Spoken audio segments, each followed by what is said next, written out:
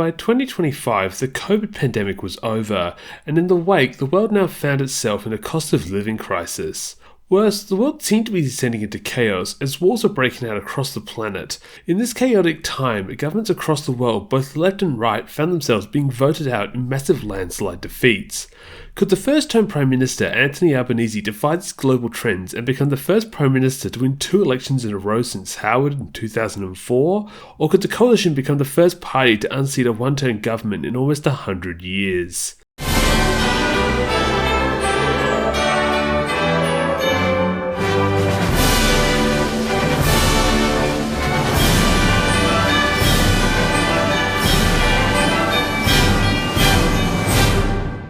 Now, just a reminder before we begin that this video is brought to you by my lovely patrons Cameron Strauss, Tom Smarty, Edward Pierre, Darathinian, Sloan, Cody Jones, Loom High, Cool Cookie, and newcomers Greenlatch and Luke Nesbitt. For as little as $2 a month, you can get your name shouted out at the start of every Sorman video, as well as access to bonus behind the scenes content, link in the description below. Following the collapse of the Scott Morrison-led coalition government in 2022, the Labour Party under Prime Minister Anthony Albanese found themselves back in power after 9 long years. However, unlike the past 5 governments which had come into power with giant landslide majorities, Labour only just won the bare minimum 77 seats to govern in a majority, and a pathetic 32.6% of first preferences. This low number of seats was the result of almost a third of Australians voting for third parties and independents, which now made up the largest crossbench since the end of the 1910s. Despite the underperformance compared to other first-term governments, Labour still did have a majority, and when the Senate made up a party somewhat friendly to Labour, they'd get to work in implementing their agenda. One of the first things would be the establishment of an emissions reduction target, as well as the mass construction of wind and solar farms. Another major policy would be the introduction of a National Anti-Corruption Commission. Finally, the government would also undertake a bunch of industrial relations, including minimum wage rides and new laws preventing bosses from contacting their workers outside of hours. In September 2022, Australia would be shocked by the passing of Queen Elizabeth II after 70 years as the monarch of Australia. As the woman who had ruled over half of our nation's history, her death came as a major event to Australia, with some reflecting positively on her accomplishments in office, while this found the event a good reason to finally end Australia's status as a crown dependency and transition to a republic, with incoming King Charles III being somewhat of a divisive figure compared to his mother. However, Albo would not call for a republic referendum, as his focus was squarely on the introduction of an Indigenous voice to Parliament.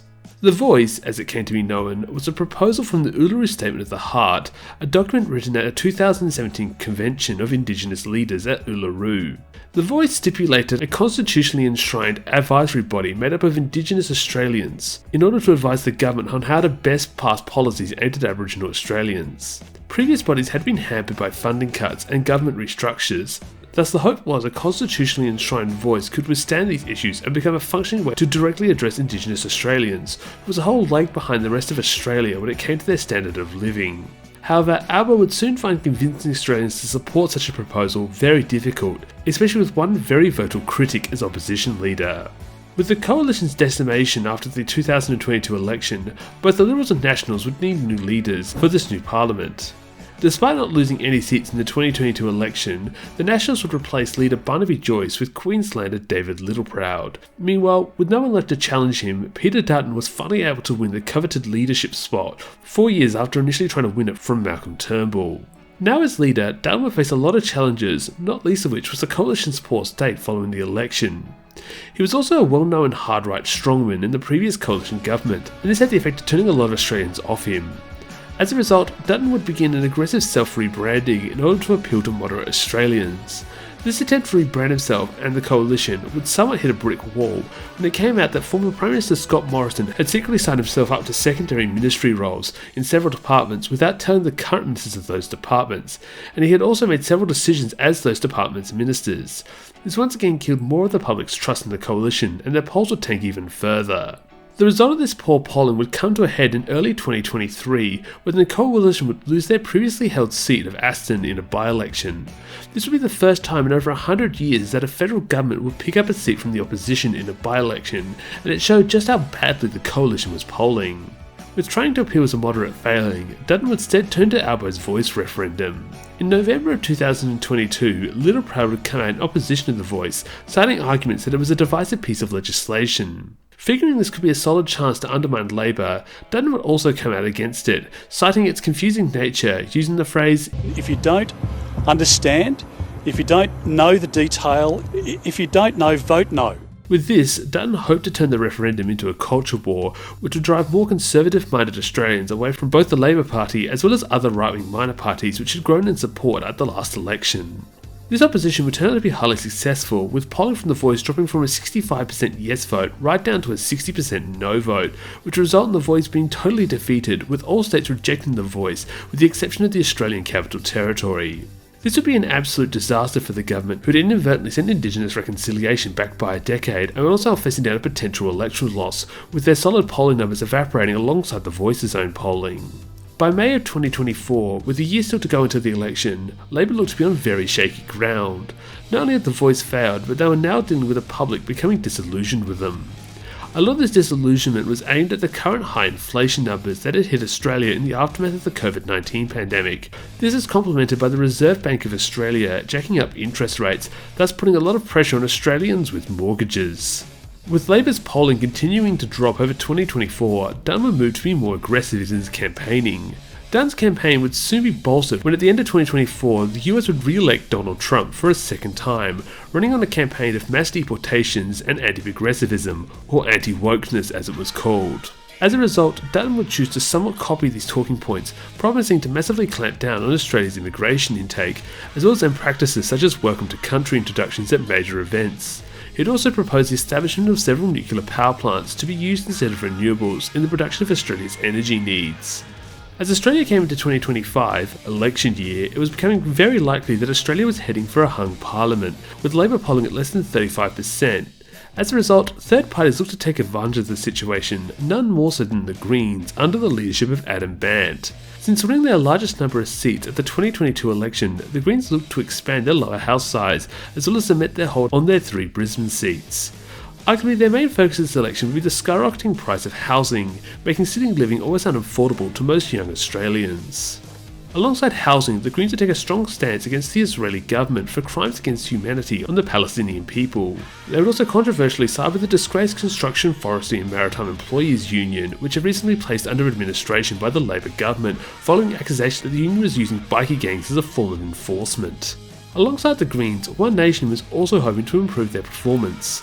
After a somewhat unsatisfactory performance in the 2022 election, One Nation hoped to pick off both coalition voters as well as United Australia voters, with the UAP being disregistered as a political party. While UAP leader Clive Palmer had let his party be deregistered, he wasn't done yet trying to buy his way back into government. Merging with the fringe Australian Federation Party, Clive would rebrand the Fringe Party to the Trumpets of Patriots, and would once again begin spam calling Australians in order to get people to vote for him. Outside of the third parties, the Teal Independents, who had previously ousted Liberal stalwarts for running on climate action and integrity issues, now looked to cement their hold on their blue ribbon seats that they had previously won. Alongside the current incumbent Teals, a series of new Teal candidates would also choose to run in both Coalition and Labour seats, with hopes of expanding what was looking to be the largest crossbench ever. While things were initially looking really bad for Albo and Labour, the party would soon find its fortunes being changed, first with the RBA finally dropping interest rates, and then with Donald Trump getting sworn into the presidency. Following his return to power, Trump would implement one of the most aggressive political agendas in US history, violating the Constitution in order to shut down government agencies as well as deport people without trial. He would also lump massive tariffs on Australian exports to the US, resulting in major trade disruptions. As a result, the Australian public quickly found themselves getting turned off right-wing Trumpian policies, which would be a major problem for Dutton. Dutton, who had run on a somewhat Trumpian agenda, soon found himself having to backtrack away from policies which had quickly become toxic to the Australian public.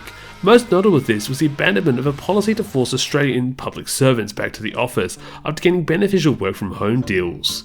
Dutton would also face scrutiny over his nuclear plan, as well as several of his party members using the Trumpian slogan, "Make Australia Great Again." With election day fast approaching, there was some hope in Labour that they could hold on to their majority, with the party experiencing a slight bump in the polls at the expense of the coalition's issues.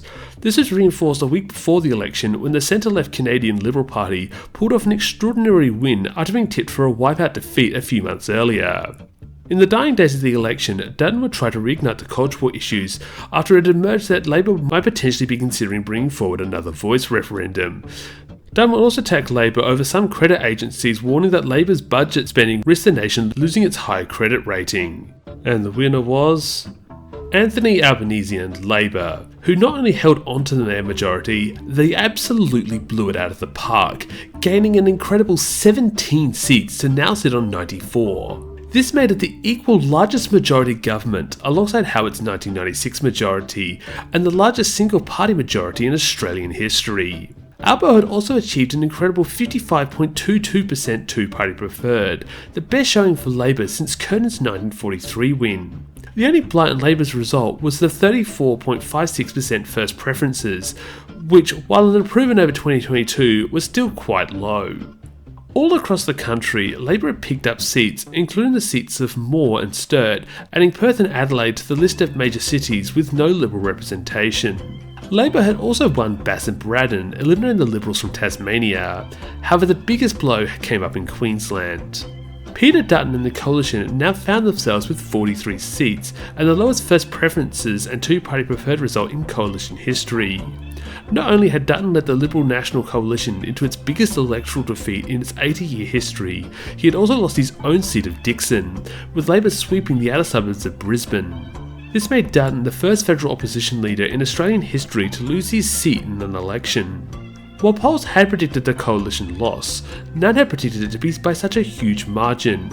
As a result, a massive blame game would begin as to why the results were so bad for the Coalition. A lot of aim was pointed at Dutton's embrace of Trumpian policies and his quick pivot away from those once Trump himself became highly unpopular. This made Dutton look like a political opportunist with no integrity. This was contrasted with Albo, who stuck by his own voice referendum even in the face of bad polls showing its total defeat. Dutton also lacked a lot of the political charisma of Albo, and this just became more apparent as Australians tuned into politics as the election approached. In fact, Dutton wasn't the only party leader to lose his seat. Despite hopes of a massive expansion in the lower house, the Greens instead would find their first preferences flatlining. Worse, the collapse of the Liberal primary vote had caused the Labour vote to surge, resulting in the Greens losing 3 of their 4 seats, including leader Adam Bandt's own seat of Melbourne. As a result, Elizabeth Watson-Brown in the seat of Ryan would remain as the sole Green representative in the lower house. While some had blamed the Greens' stance on Israel as the reason for their poor results, others pointed to the legislation the party had held up in the Senate in order to amend it to their liking. The result of this would be a delay in several critical housing and environmental legislations with little additional content to show for it. The Greens had also done themselves no favours by siding with the disgraced CFMEU, with the move both undermining their credibility with progressive groups due to the CFMEU's racist and sexist behaviours, but also made the party look very militant. While the Greens had underperformed, the Teals had more of a mixed night. While the Sydney Teals had dominated, turned their marginal 2022 seats into safe seats as well as picking up the seat of Bradfield, the Melbourne Teals had not been so lucky. While Monique Ryan successfully avoided a small swing against her in Kooyong, fellow Teal Zoe Daniels would not be so lucky, losing her blue ribbon seat of Goldstein back to former Liberal member Tim Wilson. Labour's domination was not only seen in the lower house, but the Senate too, with the party winning more seats than the Coalition for the first time since 1984. These new Labour senators included South Australian Senator Charlotte Walker, who at 21 became the youngest senator in Australian history. Labour's domination in the Senate would also be somewhat of a win for the underperforming Greens, who would once again assume the sole balance of power after 12 years. The Greens wouldn't be the only winners in the Senate, as One Nation would somehow sneak in to win the 6th Senate spot in WA and New South Wales, thus doubling their numbers in Senate from 2 to 4. Meanwhile, Palmer's Trumpets of Patriots had only scored a pathetic 2.6% of the Senate vote, despite the billions Palmer had spent on advertising. With new campaign finance laws set to ban Palmer's spending sprees, the mining mogul would announce his intention to retire from running in future elections. With one of the largest majorities in Australian history and a somewhat friendly Senate, Albanese would confidently move into his second term, ready to leave his mark on Australian history. Was Labor set for a decade in power, or would this election end up being a fluke? Come back next time for the election of what I presume is 2028.